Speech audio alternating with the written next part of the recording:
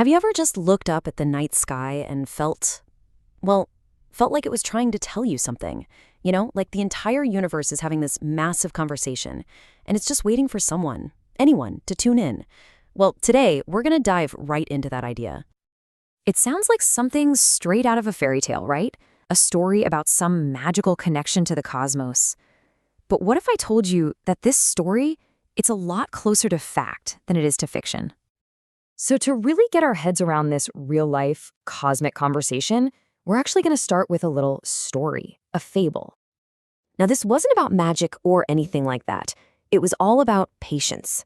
It was about knowing just how to tune in to these super faint whispers from the oldest things that exist. She didn't just look at the stars. She really, truly listened. And she wasn't, asking for wishes or anything simple. She was asking the big questions.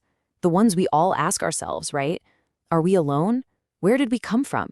What does this all even mean? Her voice was really the voice of pure human curiosity. It's a really beautiful story, but here's the kicker. What if we pull back the curtain on this fable and find some honest-to-goodness science hiding right behind it?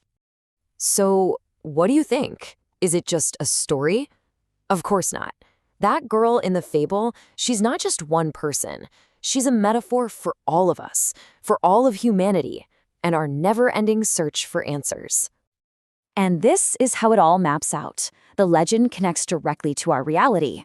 Talking to stars, well, that's a perfect way to describe what we do with radio astronomy.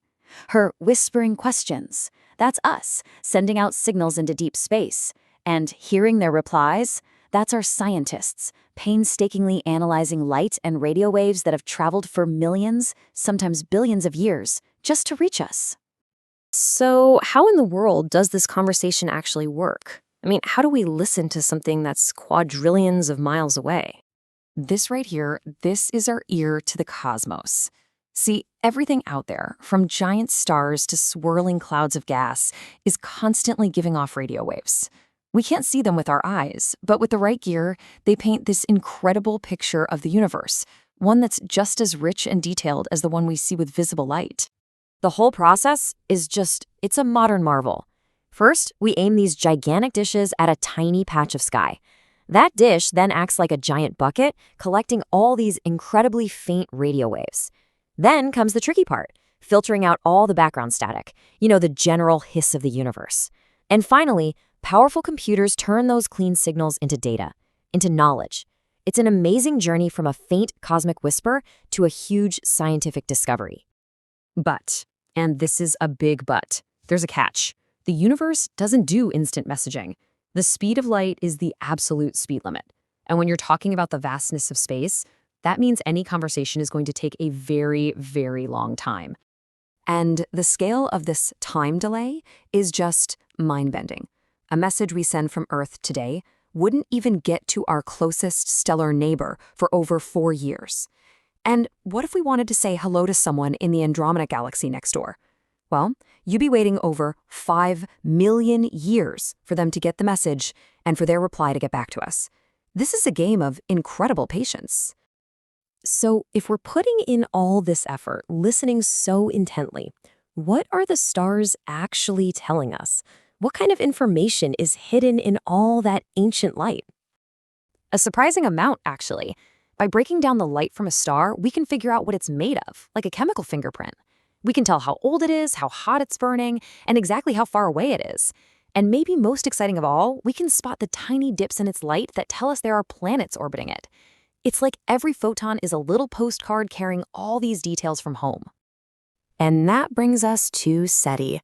While radio astronomy in general is listening to the natural hum of the universe, SETI is listening for something different.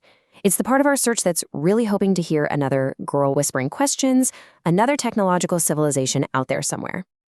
So what are they looking for? Think about it this way.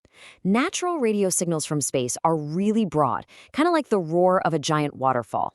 But a signal from an intelligent source, what scientists call a technosignature, that would probably be narrow and focused, like a single clear whistle inside that roaring waterfall. That's the signal SETI is trying to find, that one sharp, artificial-looking spike in all the data. All right, let's bring all of this back home, back to our story about the girl, and back to us. She's every scientist who points a telescope into the darkness. She's every kid who just looks up at the moon and wonders what's out there. She represents that collective, unstoppable curiosity that's right at the heart of what it means to be human. And that's the real meaning of the fable.